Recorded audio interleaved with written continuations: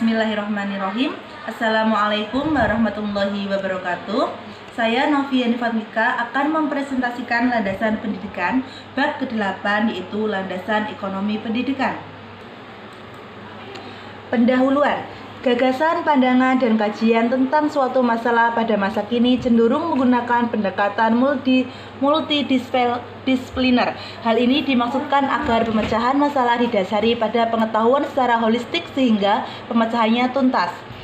Analisis ekonomi dalam pendidikan mencakup 3 hal pokok. Pertama, didukung ekonomi terhadap pendidikan. Kajian ini menyangkut peran biaya sebagai salah satu masukan proses pendidikan. Kedua, pendidikan dipandang sebagai proses ekonomi. Hal ini menganalisis pendidikan berdasarkan konsep dasar ekonomi. Ketiga, pendidikan mempunyai misi untuk memecahkan masalah ekonomi. Dasar ekonomi pendidikan. 1. Pendidikan berdasarkan ekonomi. Revolusi ilmu dan teknologi arus informasi yang membanjiri manusia, adanya jaring-jaring media komunikasi ukuran raksasa, bersama-sama dengan banyak faktor ekonomi dan sosial lainnya, telah mengubah sistem pendidikan tradisional. Program-program pendidikan dituntut terintegrasi menjadi satu kesatuan antara yang berlangsung di sekolah, di masyarakat, dan di keluarga. Pendidikan diperlukan oleh anak-anak, remaja, dan orang dewasa. Pendidikan sifat formal, non-formal, dan informal. Ada 2 unsur pokok pendidikan. 1. Pengembangan kepribadian yang utuh mencakup 2 arah, yaitu pemenuhan kebutuhan individual dan kolektif, baik yang secara dipenuhi maupun untuk jangka panjang. Pengembangan kreativitas, inisiatif, pemikiran, dan otonomi setiap individu.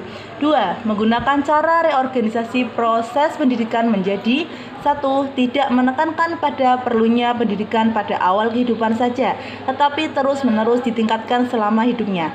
2. Tidak dibatasi oleh lembaga tertentu, tetapi diintegrasi ke dalam seluruh kehidupan kegiatan sosial.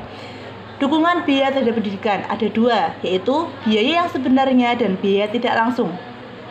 Biaya pendidikan terdiri menjadi 4, biaya pemerintah, biaya masyarakat, biaya pegawai, dan biaya siswa. Analisis ekonomi pendidikan. 2. Pandangan ekonomi pendidikan. Memandang ilmu ekonomi pendidikan sebagai cabang ilmu ekonomi sumber daya. Memandang ekonomi dalam proses pengembangan masyarakat. 2. Pandang teori. 1. Teori model manusiawi. Produktivitas ditentukan oleh atribut pekerjaan seperti kapasitas fisik dan intelektual, sedangkan faktor umur, tingkat pendidikan, latar belakang, etnik dikesampingkan. 2. Peranan pendidikan dalam teori filter menolak bahwa sistem pendidikan akan meningkatkan komponen produktivitas.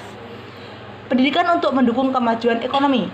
Pendidikan mempunyai misi yang bersifat problematik. Peningkatan kualitas segala aspek kehidupan dibebankan pada pendidikan. Di negara sedang membangun, biasanya dihadapkan pada 2 pilihan, yaitu menjangkau berbagai bidang atau memperkuat bidang tertentu. Selain itu, ada pendapat bahwa pendidikan harus netral terhadap politik sehingga pendidikan dapat mengembangkan sebagai aspek kehidupan secara merata.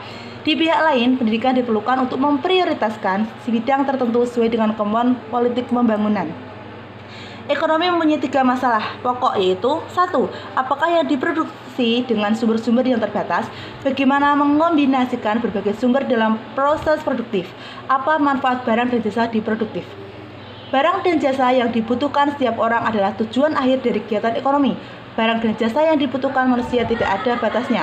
Apabila suatu kebutuhan dipenuhi, maka akan muncul kebutuhan lain yang lebih banyak atau lebih baik.